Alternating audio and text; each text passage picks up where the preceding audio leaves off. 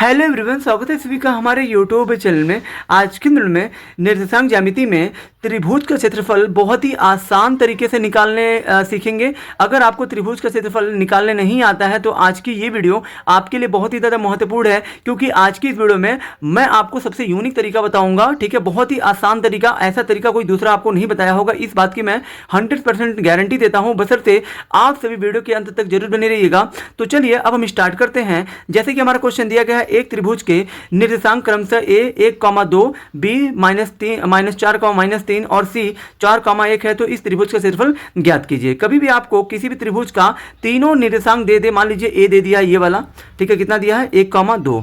निर्देशांक का मतलब कोना, ये जो है, ये जो कोने होते हैं ना, इन्हीं को हम लोग कहते हैं निर्देशांक कहते हैं। ठीक है, बी का मान क्या दिया, 4,-3 दिया, और सी का मान क्या दिया है, सी का मान दिया है 4,1 दिया है। ठीक है, कभी भी देखिए यहाँ पे, तो यहाँ पे जैसे कि ए का मान कितना दिया है, यानी कि ए हमारा जो ए बिंदु है, इसका निर्देशांक कितना दिया है 1,2। बी का कितना दिया है -4,-3 दिया है। ठीक है, उसके बाद सी का आपका कितना दिया है 4,1 दिया है। ठीक है, देखिए इस कंडीशन में सबसे पहले तो आपको यदि त्रिभुज का क्षेत्रफल ज्ञात करना है तो इसमें जो है आपको जो है 6 चीज़ें चाहिए। क्या क्या चाहिए, x1 चाहिए, x2 चाहिए, फिर आपका y1 चाहिए, y2 चाहिए, फिर आपका y1 y2, फिर आपका x1 x2 y1 y2। उसके बाद यहाँ पे हमें चाहिए x1 x2 y1 y2, sorry x1 x2 x3 भी चाहिए। ठीक है, और उसके बाद हमें y1 y2 और यहाँ पे y3 चाहिए। ठीक है, यहाँ पे हमें जो है 6 चीज़ें चाहिए, x1 चाहिए, x2 चाहिए, x3 चाहिए, y1 चाहिए, y2 चाहिए और जो y3 चाहिए। ठीक है, x1 कैसे मिलेगा, तो यहाँ देखिए पहले बिंदु का जो ये निर्देशांक दिया हुआ है 1,2, यही आपका पहला वाला जो संख्या है, यही आपका x1 है। x1 के बाद हमेशा y1 होता है, और जो दूसरा है ना, इसमें आपका ये वाला हो जाएगा x2 हो जाएगा, और ये वाला हो जाएगा आपका y2, और ये वाला जो c में यानी कि जो तीसरा बिंदु है, इसमें जो पहला संख्या होगा ये आपका x3 होगा, ये आपका y3 होगा। तो यहाँ पे x1 का मान कितना हो जाएगा 1, तो 1 लिखिए। y1 का मान कितना होगा 2, तो 2 लिखिए। x2 का मान कितना होगा -4, तो -4 लिखिए, ये होगा। फिर यहाँ पे y2 का मान कितना होगा -3, तो -3 लिखिए। फिर यहाँ पे आपको x3 चाहिए 4 हो जाएगा, फिर यहाँ पे y3 आपका हो जाएगा 1।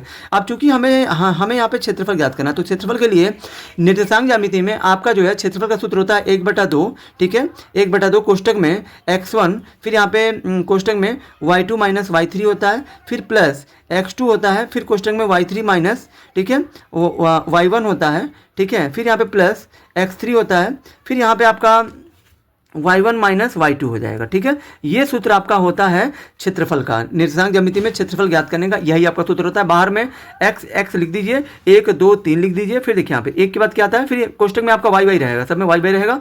x1 के बाद क्या आता है, 1 के बाद क्या आता है 2, 2 के बाद 3 आएगा। ठीक है, फिर यहाँ देखिए 2 के बाद क्या आएगा 3, फिर 3 के बाद 1 आ जाएगा, क्योंकि निर्देशांक ज्यामिति में हम लोग जो 3 बिंदुओं से संबंधित जब हम पढ़ रहे हैं, तो यहाँ पे देखिए 1 2 3, मान लीजिए 1 2 3 खत्म हो गया, फिर से तो 1 से ही तो स्टार्ट होगा। तो यहाँ देखिए ये आपका 3 के बाद फिर 1 आ जाएगा, फिर यहाँ देखिए 3 है ना, 3 के बाद फिर 1 आएगा, फिर 1 के बाद 2 आ जाएगा। अब यहाँ पे 1/2 है, तो 1/2 लिखिए। कोष्टक में x1 का मान कितना 1 है, तो 1 लिखिए।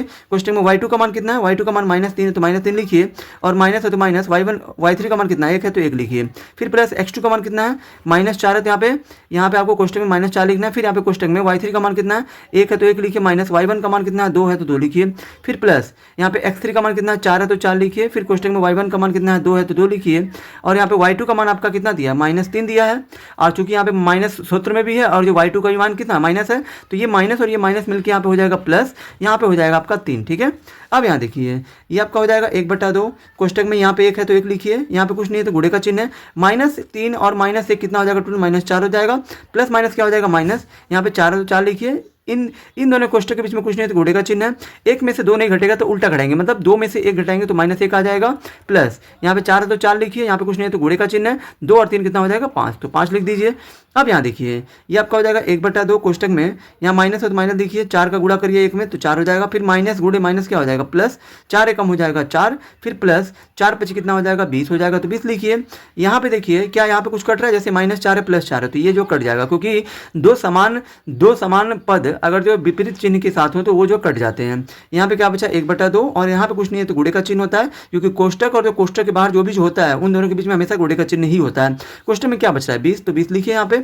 अब यहाँ देखिए 2 से 10, 20 को काटिए 10 बार में, यानी कि 10 इकाई, यहाँ पे आपको लिख देना 10 इकाई।